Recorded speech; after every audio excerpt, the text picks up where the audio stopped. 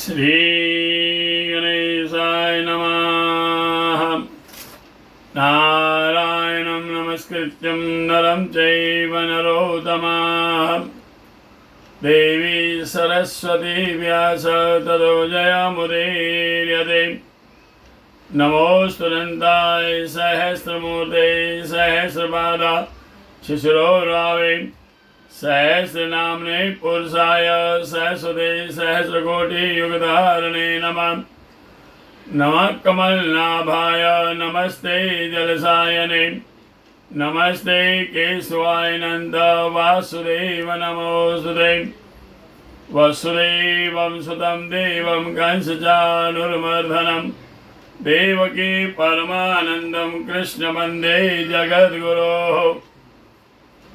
गुरु ब्रह्मा गुरुर्विष्णु गुरुर्देवो महेश्वरः गुरुर्साक्षात् परब्रह्म तस्मै श्री गुरुवे नमः। अथ श्री कार्तिक कृष्ण पक्ष एकादशी वृद्धकथा प्रारभ्यते। युधिष्ठिरो उवाच। राजा युधिष्ठिर बोले कि हे जनार्दन, कार्तिक के कृष्ण पक्ष में जो एकादशी होती है उसका क्या नाम है? सो आप मुझ पर प्रसन्न होकर कहिए। तो भगवान कृष्ण बोले कि हे राजन, तुमने बहुत ही अच्छा प्रश्न पूछा। सुनो, मैं तुम्हारे आगे कहता हूँ कि कार्तिक के कृष्ण पक्ष में एकादशी का नाम है रमा। रमा नाम सुंदर एकादशी है, शोभायमान एकादशी है। ये एकादशी महापापों को नाश करने वाली, और इसका महात्म्य मैं तुमसे कह रहा हूँ, ध्यान लगा के सुनो। पहले मुचकन नाम से प्रसिद्ध राजा हुआ था।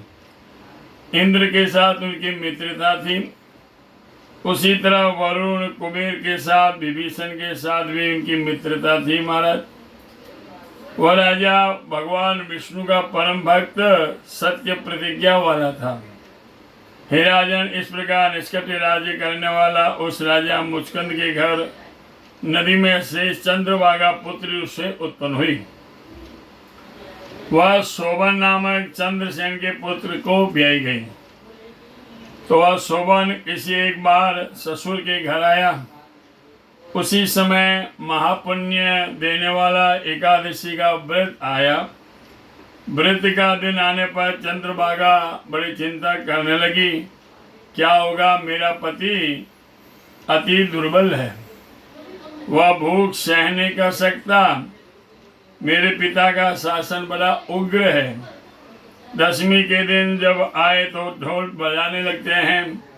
हरिवासी के दिन भोजन कोई नहीं करना ना चाहिए, ना करना चाहिए, ना कराना चाहिए। इस प्रकार ढोल का शब्द शोभन ने अपनी प्रिया से बोला कि हे कांते, मेरा अब क्या कर्तव्य मुझे बताओ। तो शोभने, तुम मुझे शिक्षा दो, उसके करने से मेरा जीवन का नाश ना हो। चंद्रभागा बोली, है कि प्रभु, मेरे पिता के घर में आज कोई भोजन नहीं करेगा। हाथी, घोड़े, अन्य पशु भी भोजन नहीं करेंगे। घास और अन्न को कैसे भी, जल भी हरिवासर के दिन कोई ग्रहण नहीं करता। हे पतिदेव, फिर आप मनुष्य हरिवासर के दिन कैसे खाएंगे? तो हे पतिदेव, जो तुम भोजन करना चाहते हो तो घर से पलायन कर लो। मन में ऐसा विचार करके अपने मन को दृढ़ करो। तो शोभन बोला कि हे सुहागिने, तुमने सत्य कहा, मैं व्रत ही करूँगा। देवता के ऐसा रचा होगा वैसा ही होगा, ऐसा निश्चय कर उसने व्रत किया। भूख प्यास से पीड़ित हुआ शोभन अति दुखी को हुआ। सोच विचार में सूर्य अस्त हो गया। महाराज, वैष्णव मनुष्य रात में हर्ष बढ़ाने वाले, किंतु वह शोभन अति दुखी हुआ। दूसरे दिन सूर्य उदय से समय तक शोभन मृत्यु को प्राप्त हो गया। तब राजा ने उनका राशि ढंग से चंदन की लकड़ी में उसका दाह संस्कार कराया, और पिता द्वारा मना करने पर चंद्रभागा ने अपना देह यानी सती नहीं बनी। फिर उसका प्रेत कल्प्य पिता के घर में रहने लगी। रमा के व्रत के प्रभाव से शोभन ने मद्राचल के सिपर कर मनोहर देवपुर नामक एक शहर पाया। देवपुर जैसा ही था, सबसे उत्तम, जिसको कोई जीत नहीं सकता महाराज। असंख्य गुणों से युक्त, वैद्यमणियों से जड़ा हुआ, स्वर्ण से खंभों के समान, नाना प्रकार के विचित्र स्फटिक मणियों से शोभित, ऐसे मंदिर में शोभन सिंहासन पर बैठे हुए थे। उसके ऊपर श्वेत छत्र लगा, चमक ढूल रहे हैं। कीर्त पाते पर एक कुंडल धारण किए, हार, केवल, वाद्यादि गंधर्व स्तुति कर रहे हैं। अवसराएं सेवा करे, वही शोभन ऐसा हुआ मानो दूसरा इंद्र केवल के बाजू भूषित है, गंधर्व स्तुति कर रहे हैं। अवसराएं सेवा करिए, हुआ मानो इंद्र से। सोम शर्मा नाम विख्यात मुकुंद के समझने वाला एक ब्राह्मण तीर्थ यात्रा करता वहां पर पहुंच गया। उसे राजा का जवाई को जान लिया, उसे समीप गया। तब शोभन ने शीघ्र आसन से उठकर उस ब्राह्मण देवता का आदर सत्कार किया महाराज, और ससुर का कुशल पूछा। अपनी स्त्री चंद्रभागा नगर का कुशल पूछा। सोम शर्मा बोला, हे राजन, आपके ससुर घर में सब कुशल में है, चंद्रभागा भी कुशल में है, और पूर्व में सब कुशल है, परंतु हे राजन, आपका वृतांत कहिए। मुझे बड़ा आश्चर्य हो रहा है, ऐसा विचित्र नगर मैंने कभी नहीं देखा, जैसा भी कभी किसी ने कभी नहीं देखा। हे राजन, यह कहिए कि आपने इसे कैसे पाया। तो शोभन बोला, कार्तिक के कृष्ण में रमा नाम एकादशी रवि, हे जेजा, उसका व्रत करके मैंने अर्वतपुर पाया है, जिसे यह ध्रुव हो जाए यानी स्थिर हो जाए, वो उपाय आप करिए।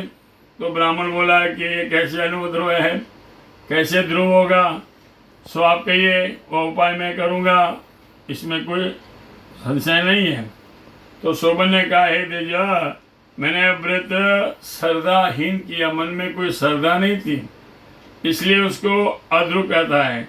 जैसे ध्रुव न है वो सुनो, सुंदर शोभायमान चंद्रभागा नाम मुस्कन की पुत्री से तुम वृतांत कहो, तो वह ध्रुव हो जाएगा। सो सुनकर वो ब्राह्मण ने चंद्रभागा से सब वृतांत किया। ब्राह्मण को वचन सुनकर चंद्रभागा बड़ी उत्सुक हुई। तुम यह प्रत्यक्ष कहते हो या स्वप्न देख रहे हो महाराज?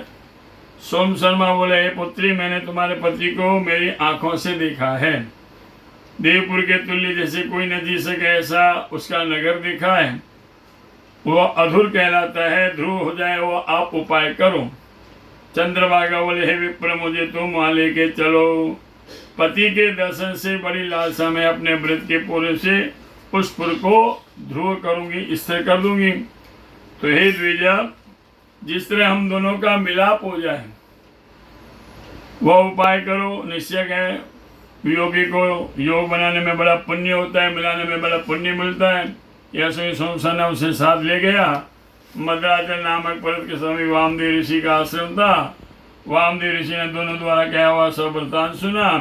फिर वामदेव ने वेद मंत्रों से उसका चंद्रभागा का अभिषेक किया। ऋषि के मंत्र से, प्रभाव से, हरिवासर के सेवन से चंद्रभागा दिव्य देह को प्राप्त हुई और दिव्य गति हो गई और आनंद से प्रफुल्लित नेत्रों के पति के समीप चली। शोभन की कांता को देखा, बहुत हर्षित हुआ और चंद्रभागा को बुलाकर अपनी बाईं ओर बैठाया। चंद्रभागा बड़े हर्ष के पति से वचन बोली कि हे कांता, पिता के घर में 8 वर्ष की थी, तब से मैं एकादशी का व्रत श्रद्धा पूर्वक करती हूँ। उसी पुण्य के प्रभाव से आपका यह नगर ध्रुव यानी स्थिर हो जाएगा और कल्प के 6 सब कामनाओं को पूरा करेगा।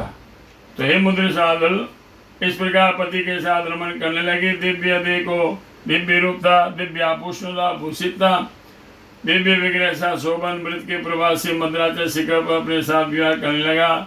यह रामा नाम चिंतामणि के समान है, कामधेनु के तुल्य है। मैंने तुम्हारे आगे कहा, जो उत्तम मनुष्य इस प्रकार का व्रत करते हो से ब्रह्मत्यादि सब पाप नष्ट हो जाते हैं। इसमें कोई संदेह नहीं है, दोनों पक्ष की एकादशी एक समान है। वैसे ही शुक्ल पक्ष और कृष्ण पक्ष है, तिथियों में भेद नहीं करना चाहिए। दोनों एकादशी तुल्य फल देने वाली है। एकादशी के माध्यम को सुनने से सब पापों से छूटकर वह विष्णु लोक को आनंद करते हैं। जय जय श्री ब्रह्मित पुराणे कार्तिक कृष्ण रमा नाम एकादशी व्रत महात्म्य। श्री कृष्णार्पणमस्तु। बोल कृष्ण कन्हैया लाल की जय। सुधर्मो राघवंशौ अधर्मो दस्करञ्जरः एवं वदन्ति लोकानां यतो धर्मस्ततो जयम् तिथिवारं च नक्षत्रं योगं करणमेव च पंचांगम सुनते नित्यं श्रीगंगा स्नानं फलम लभेत। आज आकर के कार्तिक रहे कृष्ण पक्ष में दूसरी एकादशी सोमवार पूर्व फागुनी नक्षत्र रमानम एकादशी सब वैष्णव संप्रदाय काल बारस मंगलवार भौम प्रदोष धनतेरस यम दीपदान धन्वंतरी जयंती पंचांग अनुसार और श्रीनाथ जी पंचांग अनुसार धनतेरस बुधवार दिए 30 तारीख और रूप चतुर्दशी श्रीनाथ जी टिप्पणी अनुसार दीपावली दिए गुरुवार ने और निर्णय सागर पंचांग दिवाली है अमावस्या शुक्रवार 1 तारीख। सबके लिए महालक्ष्मी पूजा दीपावली पर्व दीपोत्सव अन्नकूट एकम शनिवार गोवर्धन पूजा भाई दूज रविवार 3 तारीख ने हैं। मंगलम भगवान विष्णु मंगलम गरुड़ मंगलम पुंडरीकाक्ष मंगलाय स्तनवरी चंद्र दर्शन भाई दूज 3 तारीख ने हैं।